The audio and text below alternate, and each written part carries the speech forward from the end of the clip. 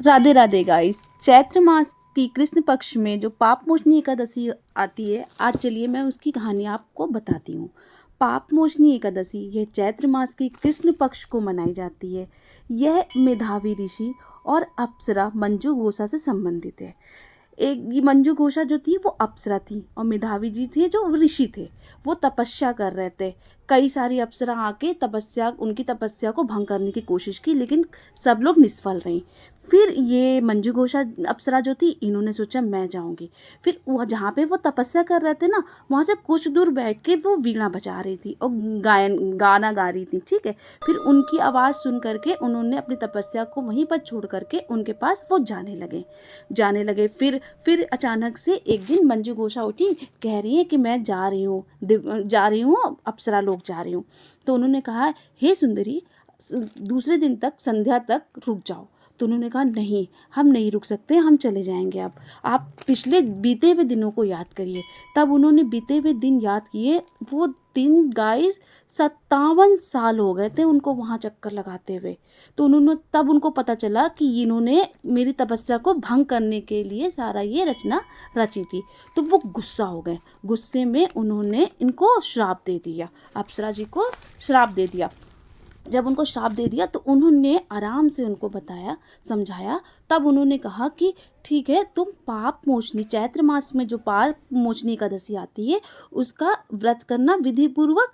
तुम पिशाच योनि से मुक्त हो जाओगे, क्योंकि उन्होंने श्राप दिया था ना, पिशाच योनि में चली जाओगे, इसलिए उस व्रत को करने के बाद तुम पिशाच योनि से मुक्त हो जाओगी। उन्होंने कहा ठीक। फिर वो चले गए अपने घर जब पिताजी से मिले। पिताजी उनके च्यवन मुनि थे। तो च्यवन मुनि ने कहा, बेटा तुमने ये क्या कर दिया, तुमने अपने सारे पुण्यों को नष्ट कर दिया।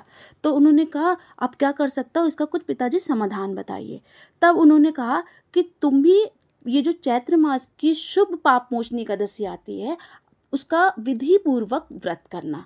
तब इधर ऋषि ने और उधर जो अप्सरा मंजू घोषा थी, दोनों ने विधि पूर्वक व्रत किया। और दोनों ने उधर वो अप्सरा से उधर वो जो उनको वो मिला था, श्राप मिला था, उधर वो मुक्त हो गई। ठीक, उधर वो मुक्त हो गई और इधर इन्होंने भी अपने जितने भी पाप किए थे, सारे पापों से वो मुक्त हो गए। और उन्होंने अपनी तपस्या को परिपूर्ण किया। इधर ये सुंदरी अपने दिव्य लोक चली गई। इस तरीके से, इसी वजह से पाप मोचनी एकादशी मनाई जाती है। जो जाने अनजाने में किए गए पाप हो, उससे मुक्ति मिल जाए। विधि पूर्वक व्रत करिए, विधि पूर्वक उसका पारण करिए और राधे राधे नाम लेते रहिए, राधे कृष्ण कहते रहिए। और इसी तरीके से ये व्रत किए जाते हैं। सच्चे मन से, सच्चे दिल से हाथ जोड़ के भगवान के सामने अपनी जो भी इच्छा मांगेंगे, जो भी आपकी समस्या होगी, वो दूर होगी गाइस। राधे राधे गाइस, राधे राधे। जय श्री शिवाय नमस्तुभ्यम। जय शाम्ब शता शिव। जय कृष्ण भगवान की जय हो, विष्णु भगवान की जय हो, माता लक्ष्मी मैया की जय हो। Radhe Radhe guys, Radhe Radhe, Radhe Radhe, Radhe Radhe guys, Radhe Radhe, Radhe.